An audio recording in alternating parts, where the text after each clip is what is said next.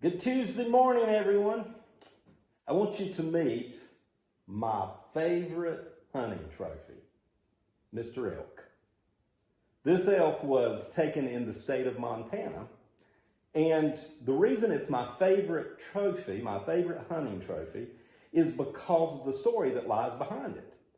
When I was hunting out there, we would hunt in the morning from a lower altitude of around 3,500 to 4,000 feet, and we would hike up to 7,500 to 8,000 feet every day. We would go up and down the mountain in search of these animals. And so one day after day, we would go up and we would go after them, but we went further than I had ever gone before, and I was by myself, and I had went over I thought 7 different ridges, and I heard the elk take off. I heard the ground rumbling below me. And then I started following them, and I went further than I thought I had gone. And I got lost.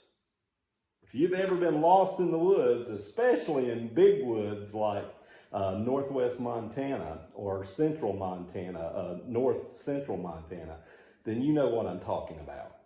It all looks the same. Every ridge looks the same. You come back down. And all I had to do was admit that I was lost, and then I could be found. I could find my way back. I could use GPS. I could use my compass. I could use my maps. But I wouldn't admit that I was lost. And I kept wondering and kept wondering. And finally, I admitted that I was lost. I humbled myself. And I found my way back to the truck and found my way back to camp. You know, this reminds me of a story in the Bible. It's in Luke chapter 15.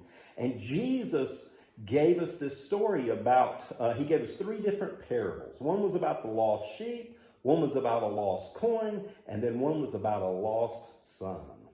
And we know that last story probably the best because it's the parable of the prodigal son. But you know, he had taken his inheritance and he had wasted it. And he had went and done his own thing. He had listened to all the friends around him. He had wasted all of his life up to that point, all of the inheritance, all of the money, all of the possessions that his father had entrusted to him. He lost it. And he was in a faraway country. You know what? He was so proud, though, that he wouldn't go back to his father. He knew his father, he could even work as a servant, and he knew that would be okay. But he wouldn't admit that he had lost everything. So he worked in a pig farm. And for a Jewish man, that's a bad deal because you don't work near hogs. You don't work near pigs. But he worked in a pig farm, eating what the pigs would eat.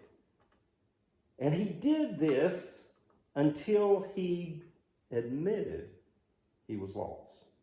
And then he said, I'm going home. My dad will, even if he'll let me come back as a servant, I'll be better off than I am right now. And he went back home, and his father saw him from a distance. The Bible tells us that he saw him, and he tucked up his tunic underneath him, and he took off and he ran towards his son. And when he got there, the servants were getting things together, and he said, get the fatted calf. We're going to have a party. He said, we're going to throw a great celebration. He said, because my son who was lost now is found. He had to admit that he was lost. I don't know about you this morning. I don't know about your friends. I don't know about your family. Are there people that won't admit that they're lost without Jesus? You know what?